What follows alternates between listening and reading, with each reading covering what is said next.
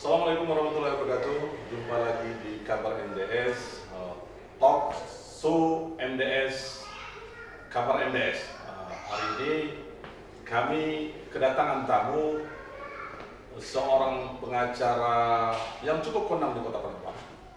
Dan kami rasa sebagian warga Kota Palembang sudah sangat mengenal beliau. Langsung saja kami kenalkan ini dengan Mr. Soki. Ya, terima kasih untuk rekan saudara Idase. Perkenalkan, Soki. Ya, sebagai lawyer. Sebagai lawyer ya? Ya, katanya tadi ngetop ya. Jadi para pemirsa Kabar MDS sekalian, kita perlu tahu sedikit tentang cerita kasus histori dari Bung Soki atau Mr. Soki. Biasa dipanggil Mr. Soki. Dia nggak mau dipanggil Bung, tapi Mr. Soki. Karena kita tahu beliau ini adalah seorang lawyer dan beberapa kasus yang dia tangani itu cukup booming di Kota Palembang. Bung Soki, bisa sedikit ceritakan pengalaman menangani klien Bung Soki yang begitu membekas di hati Bung Soki?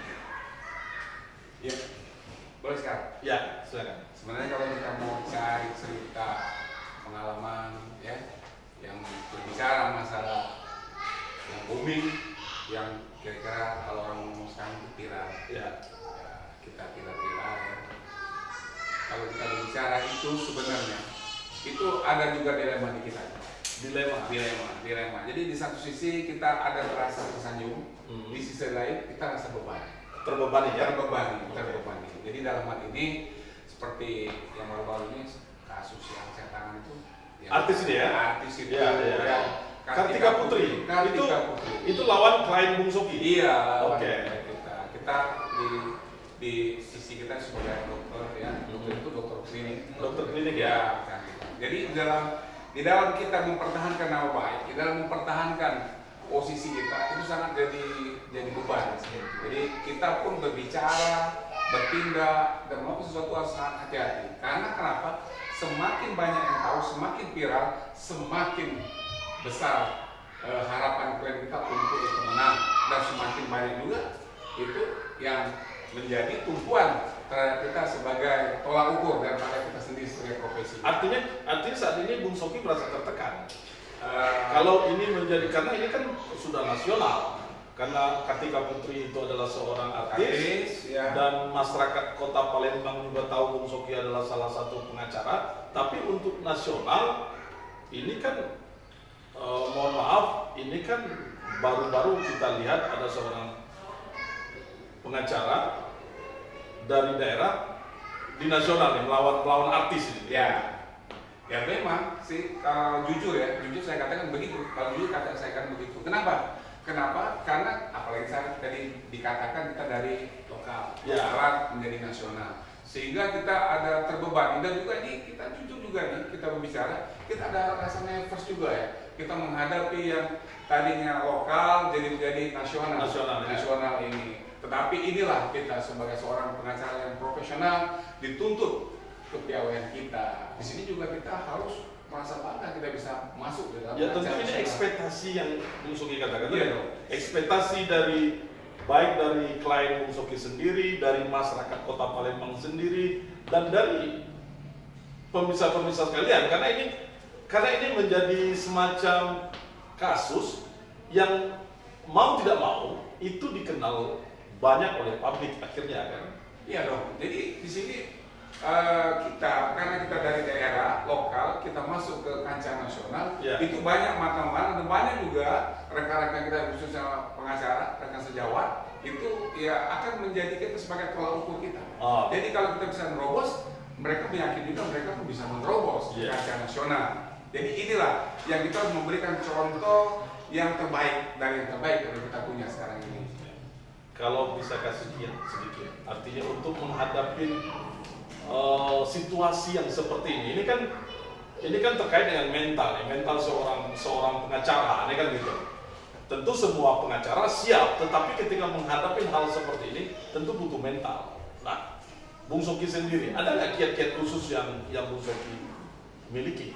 Sebenarnya kalau kiat-kiat khusus, setiap orang, setiap advokat itu mereka mempunyai karakter tersendiri, dan karakter inilah yang menentukan apakah kita bisa berterobos di dalam kancah nasional, apakah kita juga bisa sampai di sana. Itu dari karakter kita. Dan kiat-kiatnya begini, karena kita pertama kali mental, kedua lagi ini memang harus di luar daripada kita sendiri itu ada yang menilai. Kita bisa mencapai itu kan berarti ada yang menggunakan jasa kita. Nah, untuk menggunakan jasa kita artinya kita harus dulu prepare terhadap diri kita. Jadi tidak akan seorang advokat itu mencapai titik yang sampai yang tertinggi itu kalau tidak ada penilaian dari masyarakat itu sendiri.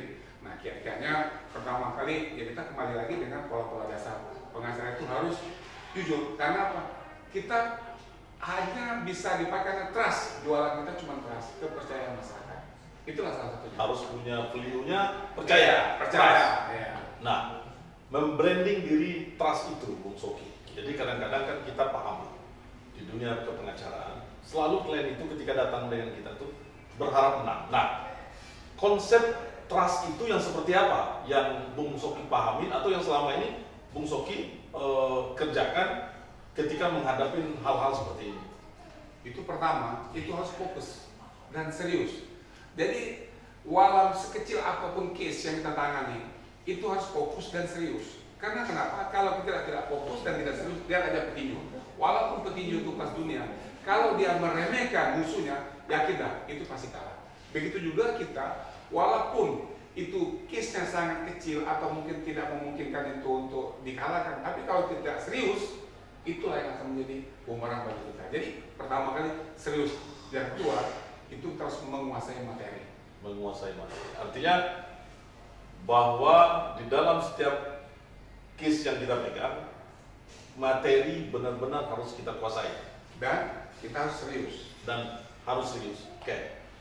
Jadi ini saja dulu pemirsa, banyak hal yang Bung Soki, Mr. Soki sampaikan untuk para khususnya kawan-kawan advokat di Kota Palembang, terutama yang di Junior.